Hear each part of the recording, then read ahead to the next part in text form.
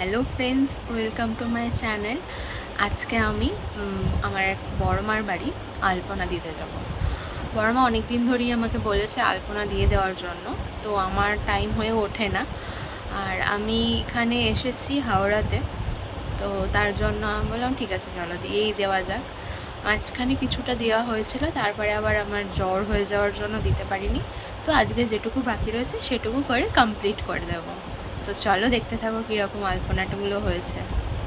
As usual চক আর সুতো দিয়ে এটা মার্কিং করে নিয়েছিলাম, বাট যেহেতু মানে দিতে দিতে বন্ধ করে দিয়েছিলাম মাঝখানে শরীর খারাপের জন্য, তো তার জন্য কী হয়েছিল, রঙটা একটুখানি গাঢ় হয়ে গিয়েছিলো। আর আমার কাছে মিডিয়ামটা এই মুহূর্তে ছিল না, তো জানি না কতটা কি দেওয়া হবে, তাও মার্কিং করে রেখেছি।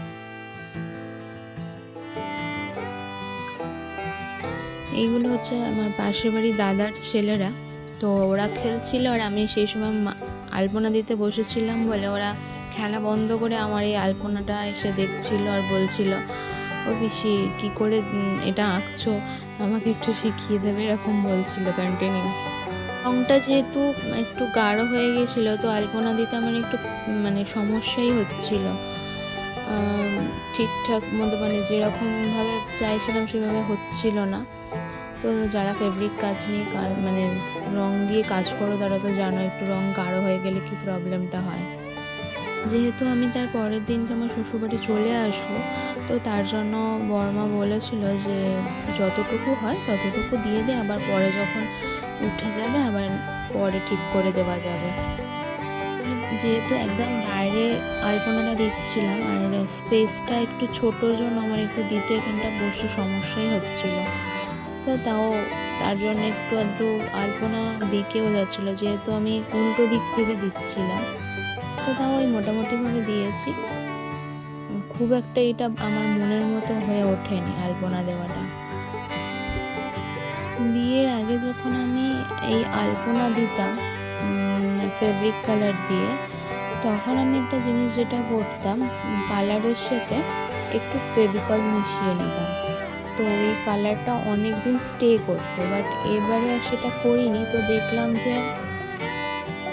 দেখলাম আসতে মানে আগে যেগুলো দেওয়া হয়েছে কিছুটা কালার উঠে গেছে, তো আমার ফেভিকলটা মেশানোটা দরকার ছিল, কেননা এই খুব তাড়াতাড়ি উঠে গেলে এই যে এতটা খাটুনি হয়, সেই খাটুনিটা মাঠে মারা যায়।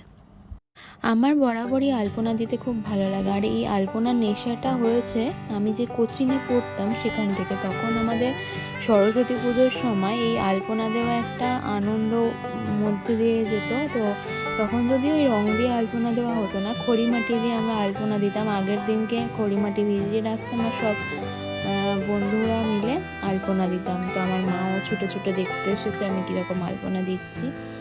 আর যখন লক্ষ্মী পুজো করতাম তখন কিন্তু ওই সবাই দেখতে আসতো কীরকম আমি আলপনা দিয়েছি, গোটা বাড়ি আলপনা দিয়ে ভরিয়ে দিতাম। তারপরে তো ফেব্রিক কালার দিয়ে দিয়েছিলাম, তখন পার্মানেন্ট হয়ে গিয়েছিলাম, যেহেতু তখন আমি অফিসে যেতাম আর টাইম পেতাম না অত খড়িমাটি দিয়ে আলপনা দেওয়া। না আগে প্রত্যেক বৃহস্পতিবার দেওয়া হতো, আর লক্ষ্মী পুজো তো রয়েছে, মানে স্পেশাল দিনগুলো তো রয়েছে। রং আর একদমই ছিল না, গায়ে যা লেগেছিল সেইটা দিয়ে দিচ্ছিলাম, তো আর বেশিটা দেওয়া গেল না, নাহলে অন্যরকম ভেবেছিলাম আর একটু দেবো। ঠিক আছে, এটাতেই ম্যানেজেবল। আবার পরেটা উঠে গেলে, যেহেতু একদম দরজার সামনে, বেশি দিন যাবে বলে তো মনে হয় না, কারণ চলাচল তো এটাতে বেশি হবে, তো তাড়াতাড়ি উঠেই যাবে। আর এরকমই লাল মেজের ওপরে সাদা দিয়ে আলপনা দিতে আমার খুব খুব ভালো লাগে, এত সুন্দর ফুটে ওঠে। রংটা কম পড়ার জন্য সত্যি কথা বলতে আমার আলপনাটা একদম নিজের মনের মতো হয়েই ওঠেনি।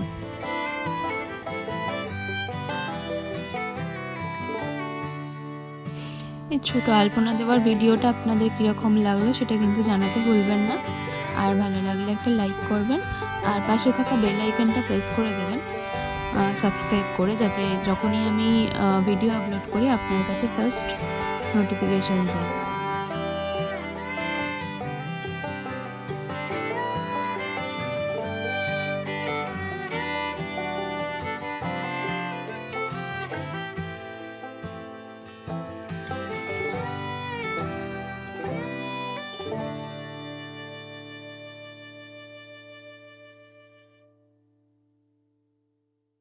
এই আলপনাগুলো আমি ১ সপ্তাহ আগে দিয়েছিলাম। তারপরে শরীর খারাপ হয়ে গিয়েছিল আর দেওয়া হয়নি।